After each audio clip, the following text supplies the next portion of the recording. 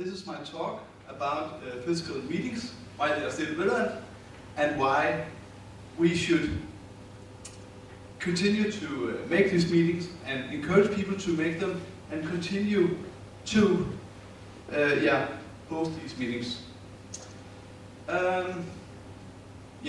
So my talk is about encourage people to make physical meetings, and if they are already doing it, keep them to the fire. It may contain some well-known facts, but it's facts that you often forget when you're in a hurry, you need to get home from a meeting and stuff, and you forgot to welcome newcomers and stuff. So, who am I? Yeah, I'm Louis. I work as a sysadmin in a small Danish hosting company.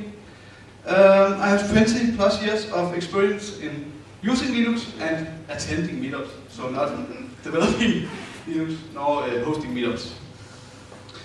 Yeah, it all started in a small Linux user group in Roskilde University in Denmark, and it inspired me to dive into Linux and make it into my career. And this is an old picture from 2012. It may not look like anything big, but still you're meeting other users, you're getting your feet wet, you may have some issues, some problems, that you are getting some, you can get some ideas on how to fix them or how to get further in your problem solving. Yeah. But why should we make these meetings?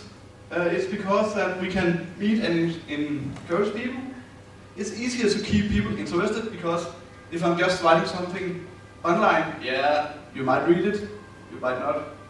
And it's easier to help people because if you're trying to help people online, there might be some misunderstanding. The user might skip some important bits when you're trying to help them.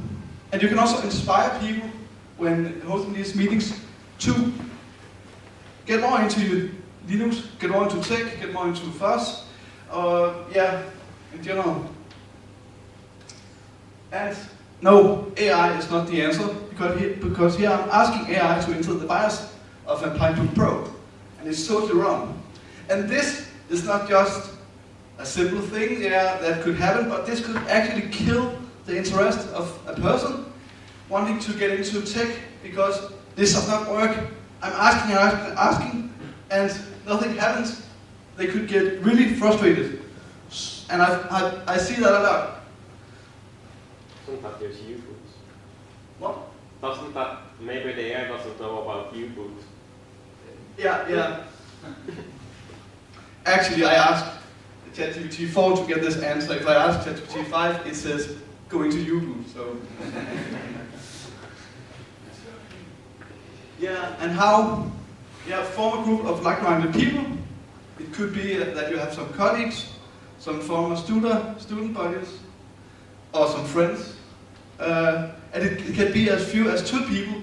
You just have to have something that has the ideas, and someone that can fix the things and encourage the person that has the ideas. And that's why remembering to cheer and encourage people is important.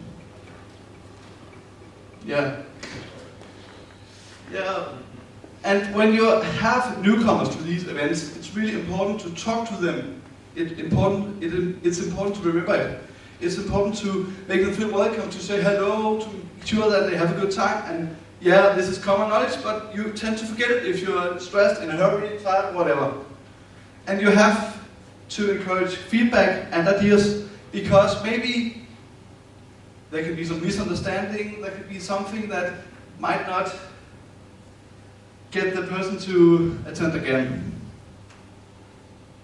And it's important that you enforce code of conduct principles, not necessarily, maybe not a code of conduct per se, but you have to have some guidelines. Because we don't want any elitism, we don't want anyone to say, oh, you don't know VI, go home, because that could really scare newcomers. And I know I've been active in this meetup community for 20 years, and many things have happened in the good way, luckily. So and encourage everybody to participate and maybe do a short talk. Newcomers can also have great things to say. By the location, universities, public libraries, workers' union. I say that because I host a meetup at my workers' union. And it could also be a workers' union not specifically centered around IT, because if you have some colleagues in another union, say, electricians or hospital workers or whatever, you could still form a network, and it will still be good also for the union, because you get people active in the union that are maybe not active already because they have a good job. Local cafes is also a good opportunity, and even the backyard of your local priests might do. And I'm saying this because when I lived with my parents, my local priest was using Linux, and he actually tried to encourage me to local meetings in his backyard. So risk of burning out. If only a few people shows up, it can still be a good time if the few people have great time and success. Encourage brainstorming, because maybe you should try to have some talks, go out somewhere at hackerspaces, or make sure that people know that you are hosting these meetups. And end slides. I'm attending Bornhack. I'm hosting the village of my union, Prosa, at Bornhack. Copenhagen, or Cryptohagen, I'm hosting that. No, I'm not hosting that, I'm attending that in a local cafe where we help people with privacy and security issues. Linux network of Prosa. This is meetups at my workers' union. And in Roskilde is still going strong, the meetings where I started 20 years ago. So, and a bit of a warning, because if you're in Sweden and attend, people might try to speak Swedish, but just tell them to stop. That was it from me.